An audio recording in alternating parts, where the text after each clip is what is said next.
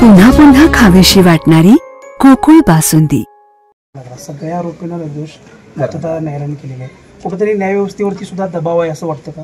नाही, मला वाटते बघावं लागेल निकालामध्ये काय झालं, कारण की UAPA ॲक्ट खाली हा गुन्हा दाखल होण्यासंदर्भातल्या काही त्रुटी त्यामध्ये राहिल्या होत्या का?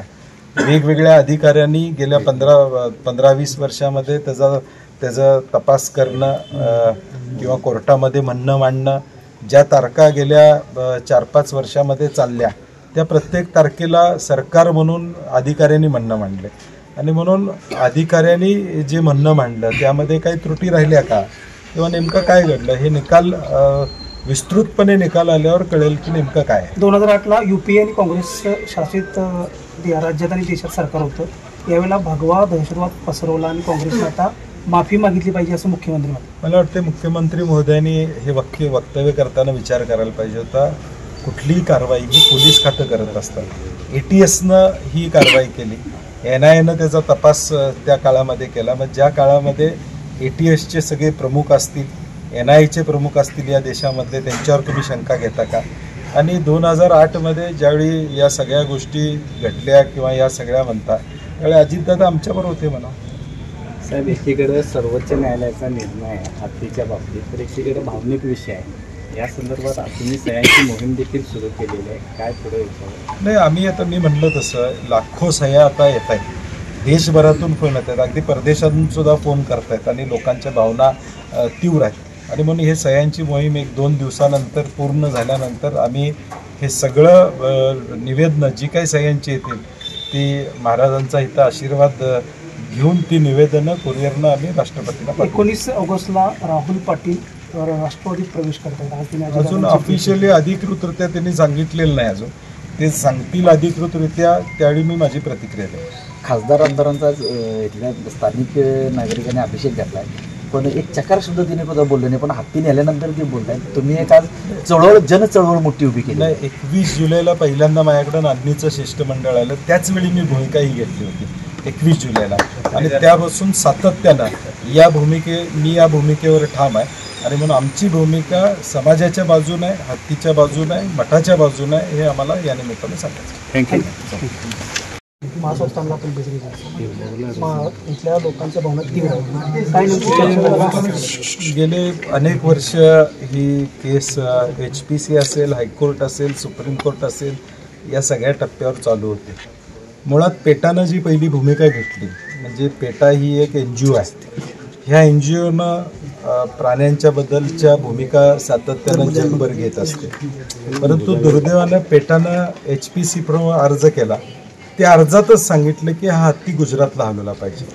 म्हणजे तिथून शंकेला सुरुवात होते मुळात पहिल्यांदा की एखाद्या प्राण्याची व्यवस्था व्यवस्थित होत नसेल तर साधारणपणे पेटा त्याच्या संदर्भातलं आपलं मत मांडत असतं, परंतु मत मांडताना तो गुजरातला गेला पाहिजे ही भूमिका पेटानं पहिल्या आपल्या पिटिशनमध्ये घेतली। HPCमध्ये त्याच्यावर चर्चा झाली, डॉक्टर इथं आले, डॉक्टर्सनी बघितली, तब्येत चांगली आहे म्हणून अहवाल दिला। हायकोर्टानं पहिल्या टप्प्यामध्ये स्थगिती दिली, दुसऱ्या टप्प्यामध्ये काही अडचणी आल्या आणि सुप्रीम कोर्टानं ताबडतोब ते देण्याची भूमिका घेतली आणि पोलीस बंदोबस्तात ही कारवाई करावी अशी आदेश दिला। मला वाटते हे कुठंतरी जैन समाज असू दे, हिंदू धर्माच्या भावना या ठिकाणी दुखवण्याचं काम या सगळ्या प्रकरणातून झालेलं साधारणपणे दिसतंय आणि म्हणून कोल्हापूरकर म्हणून आम्हाला या गोष्टीचा अत्यंत वाईट वाटतंय की गेले 30 वर्ष ज्यांनी घरच्या प्रमाणे हत्ती इथल्या लोकांनी आणि मठानं या ठिकाणी जपणूक केली, तो आज तिथून घेऊन जाण्याचं पाप या मंडळींनी केलेलं आहे आणि मला वाटतंय आम्ही काल रात्री एक गुगल फॉर्म देशभरामध्ये पाठवला आणि लाखो लोकांनी आज देशभरातून या फॉर्मला प्रतिसाद दिलेला आहे आणि राष्ट्रपतींना ह्या निवेदनाच्या माध्यमातून आम्ही विनंती करणार आहोत की आता सुप्रीम कोर्टानं निर्णय दिला, आमचे हात बांधलेले आहेत, त्यामुळे राष्ट्रपतींनी यात हस्तक्षेप करावा आणि आमचा हत्ती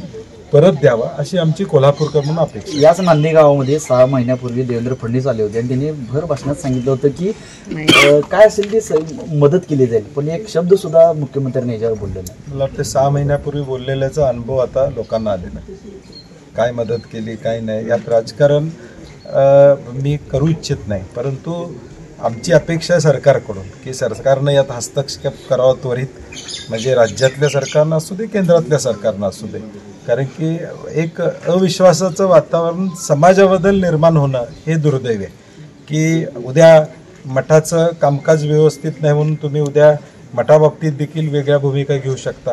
आणि म्हणून मला वाटतं वेगळ्या पद्धतीनं काहीतरी हे षडयंत्र चाललं आहे असं मला वाटायला लागलं. ही तर सुरुवात आहे फक्त हत्तीच्या माध्यमातून, असं माझं मत आहे. शिरोळ हातकणंगले तालुक्यामध्ये जिओ हद्दपार ही मोहीम हाती घेण्यात आली. मला वाटते तो प्रत्येकाचा वैयक्तिक विषय. माझी भूमिका धार्मिक आहे, हत्तीच्या संदर्भातली भूमिका माझी आहे.